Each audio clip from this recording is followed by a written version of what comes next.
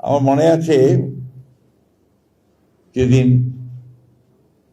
তত্ত্বাবধায়ক সরকার বিধান বাতিল হলো, সেই দিন মাহমুদুর রহমান সাহেব তার পত্রিকা লিখেছিলেন, সম্ভবত সেই দিন তার পরের দিনই, যে ফ্যাসিস্টদের পদধ্বনি পাওয়া যায়, ফ্যাসিবাদের পদধ্বনি পাওয়া যায়। ব্যাপারটা সত্যি হয়েছিল। দীর্ঘকাল আওয়ামী লীগের ফ্যাসিবাদ সরকার তাদের নীল নকশাকে সফল করার জন্যে, একদলীয় একটা শাসন ব্যবস্থা চাপিয়ে দেওয়ার জন্যে বাংলাদেশের সমস্ত গণতান্ত্রিক প্রতিষ্ঠানগুলোকে ধ্বংস করে দিয়েছিল। ওটা করতে গিয়ে তারা নির্মম হাতে গণতন্ত্রের পক্ষের শক্তিগুলোকে হত্যা করছিল, বিনষ্ট করে দিচ্ছিল। এটা আমরা সবাই জানি। বারবার এই কথাগুলো বলার বোধহয় এই জন্য দরকার যে আমাদের স্মৃতি যেন লুপ্ত না হয়, আমরা ভুলে না যাই যে তারা আমাদের দেশের, আমাদের গণতন্ত্রের, আমাদের সন্তানের ভবিষ্যতের ক্ষতিটা তারা করেছে। লম্বা সংগ্রাম, লম্বা যুদ্ধ। প্রকৃতপক্ষে আমরা এই সংগ্রাম লড়ছি 1971 সালের পর থেকেই। 1971 সালে যারা দায়িত্ব নিয়েছিল রাষ্ট্রের কল্যাণ করবার, পরিবর্তন আনবার, একটা স্বাধীন সার্বভৌম বাংলাদেশ নির্মাণ করবার, তারা নির্লজ্জভাবে বিশ্বাসঘাতকতা করেছে এবং একদলীয় একটা শাসন ব্যবস্থা চাপিয়ে দিয়েছিল, যেটা এই দেশের মানুষ মেনে নেয়নি। আমরা ইতিহাস সবাই জানি। আমি সেই ইতিহাস আর পুনরাবৃত্তি করতে চাই না। আমি যেটা বলতে চাই সেটা হচ্ছে, এই দেশের মানুষকে সবসময় তার অধিকারের জন্য সংগ্রাম করতে হয়েছে, লড়াই করতে হয়েছে, প্রাণ দিতে হয়েছে। কিন্তু শেষ পর্যন্ত যে আশা আকাঙ্ক্ষা নিয়ে মানুষ লড়াই করেছে, সেটা সম্পূর্ণভাবে কখনোই অর্জন করা সম্ভব হয়নি। এবারও জুলাইয়ের যুদ্ধ আমাদের দীর্ঘ 15-16 বছরের গণতন্ত্রকে পুনরুদ্ধার করার যুদ্ধ। দেশনেত্রী বেগম খালেদা জিয়ার নেতৃত্বে এবং তাকে কারাগারে রেখে এদেশের মানুষের লড়াই, পরবর্তীকালে ছাত্রদের সংগ্রাম, প্রাণ বিসর্জন, সবকিছু একটা নতুন একটা স্বপ্ন, নতুন একটা আশা তৈরি করেছিল। আমি একথা বলবো না যে সেই আশা আকাঙ্ক্ষা আমাদের পরিপূর্ণভাবে চূর্ণ হয়ে গেছে, সে কথা বলবো না। আমি যেটা বলতে চাই হচ্ছে যে এই যে সুযোগ সৃষ্টি হয়েছে নতুন করে রাষ্ট্রকে নির্মাণের, এই সুযোগের সৎ ব্যবহারটা আমাদেরকে করতে হবে। আমরা নির্বাচন হয়েছে, ফ্যাসিবাদ পালিয়েছে, নির্বাচনের মধ্যে দিয়ে আমরা একটা গণতান্ত্রিক সরকার পেয়েছি। আমরা খুব ভালো করে জানি যে এত অল্প সময়ের মধ্যে 15 বছরের যে লুটপাট, ধ্বংস, হত্যাযজ্ঞ সবকিছুকে শুধরে দেওয়া সম্ভব নয়, কিন্তু কাজটা শুরু করতে হবে। আমার বিশ্বাস এই কাজটা যে শুরু হয়েছে, হয়তো অনেক অপূর্ণতা রয়েছে, অসঙ্গতি রয়েছে, কিন্তু কাজটা শুরু হয়েছে। একেবারে হয়নি এ কথা বলা যাবে না। আমাদের বিশ্বাস আছে, আস্থা আছে, আমাদের মানুষের প্রতি আস্থা আছে, গণতান্ত্রিক শক্তিগুলোর উপরে আস্থা আছে, যে আমরা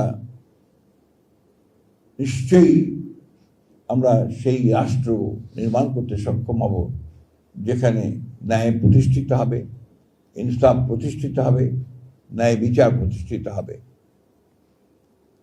আজকে এখানে সবাই বেশিরভাগই আমরা মিডিয়ার মানুষ আছেন, যারা মিডিয়ার সঙ্গে আমার সম্পর্ক দীর্ঘকালের।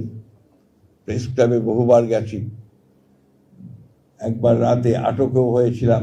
এখানে সাংবাদিকরা আছেন, আমার সঙ্গে তারা ছিলেন, এবং কোন রকমের প্রাণে বেঁচে আসা আর কি। তারপরেও কিন্তু তারাও ছেড়ে দেননি, আমরাও ছাড়িনি, আমরা কিন্তু লড়াই চালিয়ে গেছি। আর আমার কাছে মনে হয় যে সংগ্রাম, লড়াই, এটা বোধহয় একটা নিরন্তর বিষয়, এটা বোধহয় কখনো শেষ হয় না। হলেই তো আপনার সব শেষ হয়ে যায়। তো এই সংগ্রাম আমরা করছি। আমরা শুভ একটা সময়, শুভ একটা দেশ, সুন্দর একটা দেশ, একটা সমাজ প্রতিষ্ঠা করতে চাই। আমাদের তো অনেক বয়স হয়ে গেছে, বিশেষ করে আমি আমার প্রায় শেষের দিকে। ছাত্র জীবন থেকে এই সমাজ পরিবর্তনের সংগ্রাম করেছি, করেই চলেছি। মাঝে মাঝে হতাশা আসে, কিন্তু আবার মাঝে মাঝে ফিরে আসি এবং মনে হয় যে মানুষকে অবিশ্বাস করা উচিত নয়, আস্থা রাখা উচিত। সে আস্থার মধ্যে দিয়ে এগিয়ে যাওয়া আমি বিশ্বাস করি।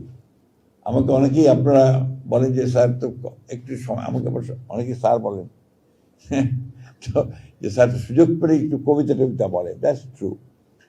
আমার কাছে মনে হয় যে কবিতা বলতে পারলে নিজেকে একটু শান্তি পাই। জেলে যখন ছিলাম তখন পাড়া করে মাহমুদ ভাইয়ের আমরা কবিতা পড়তাম। সেটা খুব একটা সুন্দর মুহূর্ত ছিল। তর্ক হতো, বিতর্ক হতো, কবিতা হতো।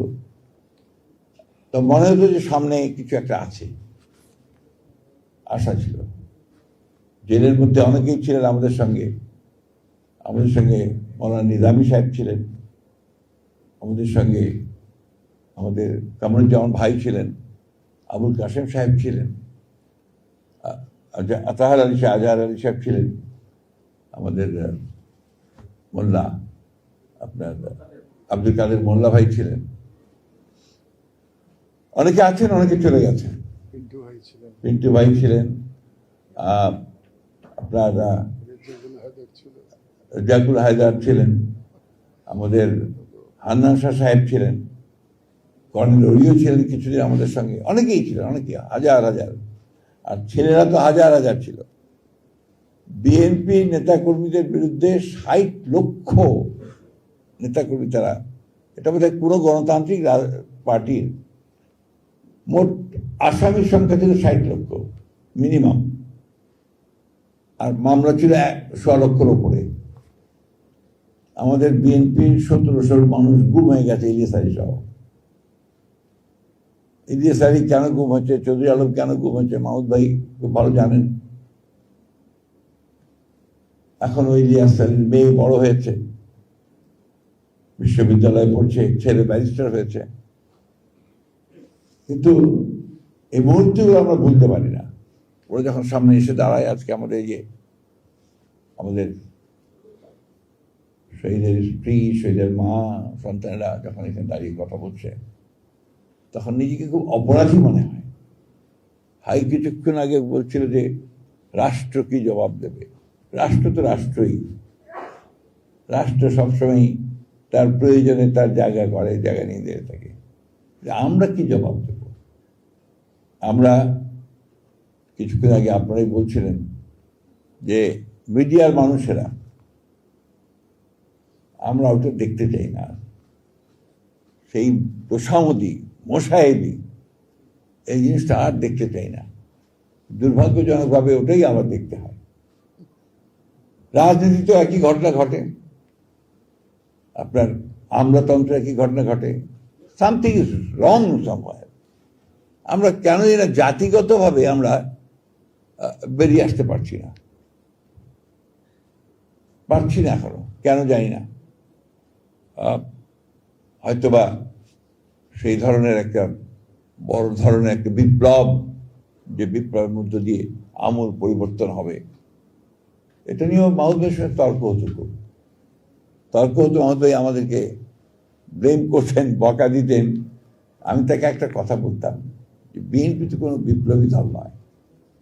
বিএনপি একটা পার্টি অফ লিবারেল ডেমোক্রেসি। আমরা একটা উদারপন্থী গণতান্ত্রিক রাজনৈতিক দল। আমরা বিপ্লব করি না, বিপ্লবে বিশ্বাসও করি না। আমরা নির্বাচন করব, নির্বাচন করে রাষ্ট্র ক্ষমতায় যাওয়ার চেষ্টা করব। যদি যেতে পারি তাহলে সেখানে জনগণের কল্যাণের জন্য কিছু কাজ করার চেষ্টা করব, 19 দফা দিয়ে, 31 দফা দিয়ে, এই সমস্ত করে। এখন আমরা কিছু কমিটমেন্ট আছে আমাদের, সেই কমিটমেন্টের মধ্যে 31 দফা বাস্তবায়নের কমিটমেন্ট আছে। জুলাই সনদ স্বাক্ষর করেছি, সেটা বাস্তবায়নের কমিটমেন্ট আছে। আমরা চেষ্টা করছি এগুলোকে পুরোপুরি বাস্তবায়িত করবার জন্য। তো আমার খুব খারাপ লাগে, আমি আমার ব্যক্তিগত অনুভূতির কথা বলছি। আমি যখন দেখি যে কতগুলো বিষয় নিয়ে মানুষকে বিভ্রান্ত করার চেষ্টা করা হয়, তার মধ্যে একটি হচ্ছে জুলাই সনদ নিয়ে। জুলাই সনদ আপনারা বের করুন, যেটা স্বাক্ষরিত সব রাজনৈতিক দলের, যেটা এগ্রিড, সেখানে কিন্তু পরিষ্কার করে বলা আছে যে যে বিষয়গুলোতে আমরা একমত হতে পারছি না রাজনৈতিক দলগুলো, তারা যদি নির্বাচনের মধ্য দিয়ে রাষ্ট্র পরিচালনার দায়িত্ব যায়, তাহলে তাদের ম্যানিফেস্টো অনুযায়ী তারা কাজ করবে। এই বিষয়টা কিন্তু আমরা পুরোপুরি কেন জানি না অ্যাভয়েড করে যাচ্ছি। এই বিতর্কগুলোর অবসান হওয়া উচিত, সেটা আলাপ আলোচনার মধ্যেই হতে পারে নিঃসন্দেহে।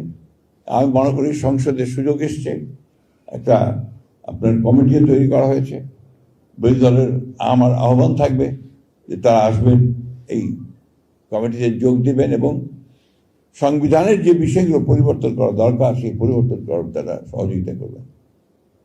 আন্দোলন তো আমরা বহু করেছি, বহু, এবং রক্ত বহু দিয়েছি।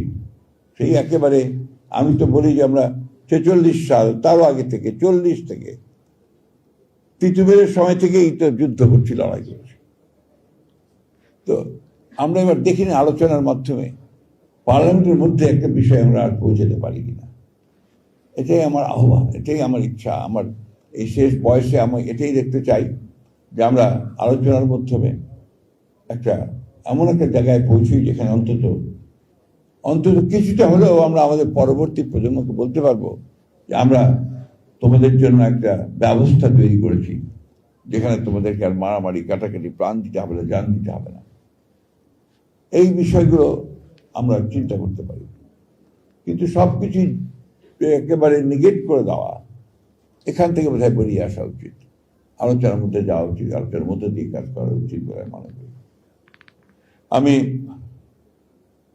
আজকে আমাদের যারা এখানে আছেন, শহীদ মাতা, শহীদ স্ত্রী, শহীদের স্ত্রী, তাদের প্রতি তো আমাদের আসলে দায়িত্ব অনেক, কাজও অনেক। আমি ধন্যবাদ জানাতে চাই যে আমাদের মাহমুদুর রহমান ভাই তার উদ্যোগ নিয়েছেন, কাজ করছেন। সরকারের তরফ থেকেও কিছু কিছু উদ্যোগ আছে, হয়তো একেবারেই অপ্রতুল, তারপরেও সেই চেষ্টা করা হচ্ছে। আমরা চেষ্টা করছি যাতে দ্রুততার সঙ্গে আরো বেশি করে এই সমস্যাগুলোর সমাধান করা যায়, অর্থাৎ তাদের কাছে অন্তত দাঁড়ানো যায়, তাদের সামনে এইটুকু ব্যবস্থা করা যায়। আমি বক্তব্য বাড়াবো না, শুধু এইটুকু বলতে চাই, সবশেষে কথা বলতে চাই যে হতাশ হওয়ার কোনো কারণ নেই। কারণ মানুষ পারে, বাংলাদেশের মানুষও পারে, পরিবর্তন আনতে পারে। সে পরিবর্তন আসবে বলেই আমি বিশ্বাস করি। ধন্যবাদ সবাইকে। আসসালামু আলাইকুম।